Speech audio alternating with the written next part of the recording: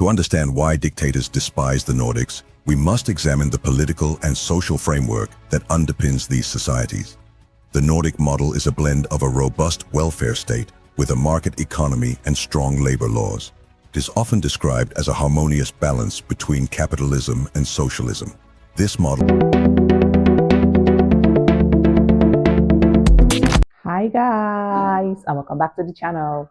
If you're watching me for the first time, my name is Seed, and I am super excited to meet you. Okay, guys, we're checking out a video today, and this one is titled "Why Authoritarians Hate the Nordic Countries."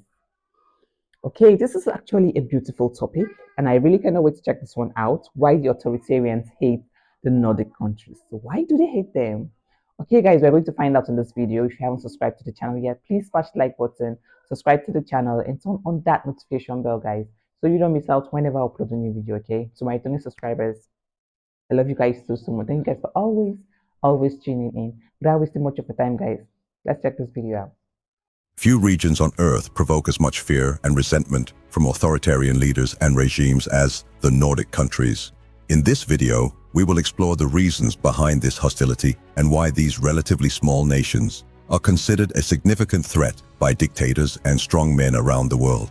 The Nordic countries, Sweden, Norway, Iceland, Finland, Denmark, and the Faroe Islands, are situated in the far north of Europe. Despite their relatively small size and population, these nations have a unique ability to annoy authoritarian regimes, and this is due to several factors.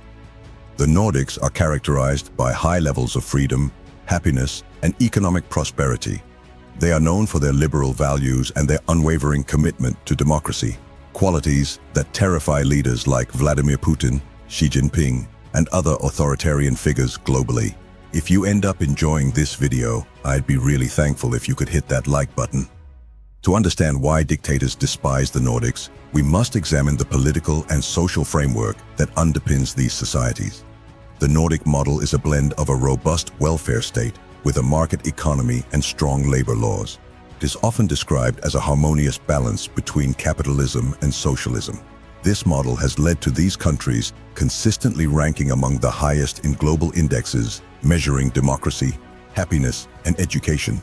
For instance, all Nordic nations rank within the top 7 on the World Happiness Index, with 4 of them occupying the top spots.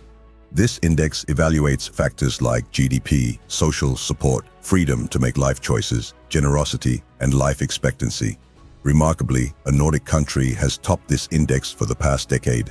One of the reasons for the Nordics' success is their comprehensive educational systems. In Norway, Sweden, Denmark, Iceland, and Finland, higher public education is free of charge. This ensures that individuals from all socioeconomic backgrounds have the opportunity to pursue higher education without incurring massive student debt, a stark contrast to countries like the United States. Social mobility in the Nordics is the highest in the world. This metric measures the ease with which individuals can achieve success regardless of their background, ethnicity, or social status. In these countries, anyone with the merit can attain their desired position in life. Notable examples include Masud Gharahkhani, the president of Norway's parliament, who came to Norway as a 5-year-old refugee from Iran, and Mathias Tesfaye, Denmark's Minister for Children and Education, the son of an Ethiopian refugee. These stories exemplify how the Nordic system enables people to prosper, irrespective of their origins. When it comes to measuring freedom, all 5 Nordic countries rank among the top 10 globally. The core principle of the Nordic model is that everyone has equal rights, which is instilled in the population from a young age through a cultural phenomenon known as the janteloven. This concept teaches that no one should consider themselves better, wiser, or stronger than others, promoting humility and a flat management structure where everyone feels comfortable expressing their opinions. People from other nations often consider people from the Nordics rude and direct, but this is as simple as people from these countries respecting a person rather than their title. Respect is earned, not given. So why does all of this make the Nordic countries a thorn in the side of authoritarian regimes? Imagine dedicating your life to amassing power and wealth in an authoritarian state like Russia, China, or Iran, only to have your population exposed to information about countries that consistently top global indicators of success and freedom. This poses a significant threat to the narratives that dictators rely on to maintain control. Take Russia's Vladimir Putin, for example. He frequently threatens Finland, Sweden, and Norway with nuclear weapons in an attempt to display strength. However, social scientists suggest that these actions are his only way to win domestically against these nations, as Russia is the polar opposite of the flourishing Nordic countries. Over the past 2 years, more than 100 Russian state agents have been arrested across the Nordics, with one recent. I'm really trying to understand why the hate, why the hunger for domination over all these countries. Like, why? Exchanged for Western citizens after falsely claiming to be a scientist working in Tromsø, Norway. Xi Jinping of China also views the Nordics as a public relations nightmare for his totalitarian regime. China has attempted to influence elections in the Nordic countries through data breaches and the sale of Chinese technology. However, several Nordic nations have responded by rejecting companies like Huawei for infrastructure projects, knowing that Chinese companies are required to share information with the Chinese government if requested. Additionally, Sweden hosts a significant portion of the Tibetan opposition, while Norway uses its Nobel Peace Prize to support democratic forces in China, with one recent winner being a Chinese opposition figure. Iran shares a similar story. The Nordic countries provided refuge to much of Iran's opposition following the 1979 Islamic Revolution. The current president of the Norwegian parliament, Masud Gharahkhani, is the son of Iranian-born parents who fled Iran due to their political beliefs. Norway, in particular, does not shy away from confronting Iran, as evidenced by its decision to award the Nobel Peace Prize to Iranian pro-democracy and women's rights advocate Narges Mohammadi last year. This move prompted harsh criticism from Iran, but ultimately, there is little the Iranian regime can do in response. In Sweden, authorities have found evidence linking Iran to some of the gang violence that has plagued the country, with Iranian opposition politicians in exile often being targeted.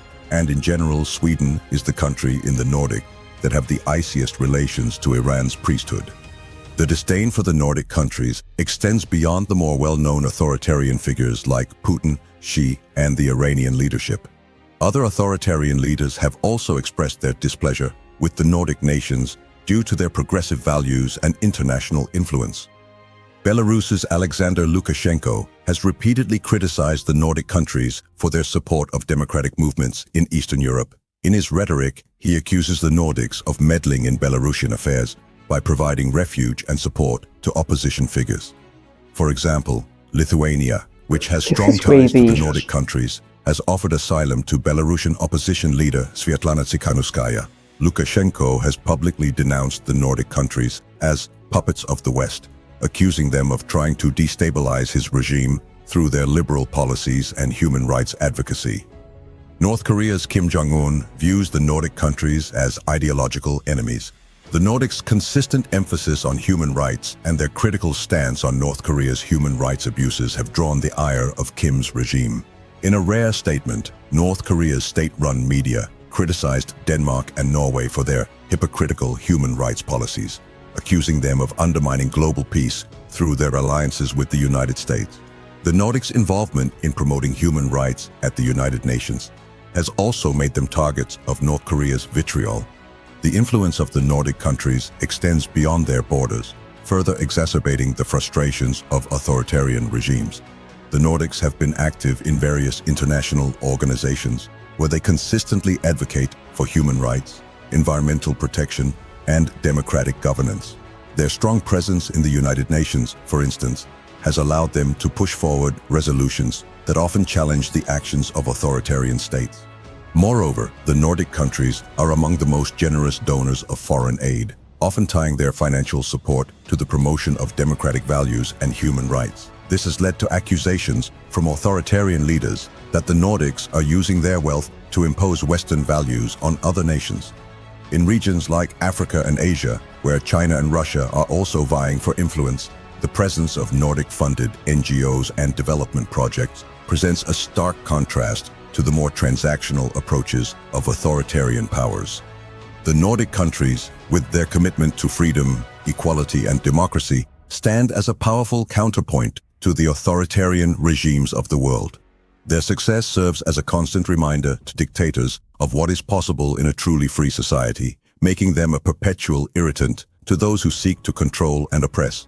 As long as the Nordic nations continue to thrive, they will remain a beacon of hope for those who yearn for freedom and a significant challenge to authoritarian leaders everywhere. Their influence on the global stage only deepens the disdain felt by dictators, as the Nordics continue to champion the very principles that authoritarian regimes fear most. If you liked this video, I'd be honored if you hit that like button. And as always, I'd love to hear your feedback. Let me know in the comments below if there's something you think I should cover based on my...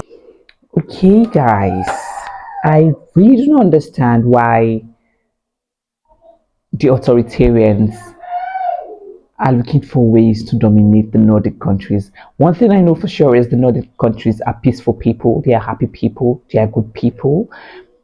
But I don't know, they must really be special for those authoritarians to want to dominate them at the slightest chance that they get.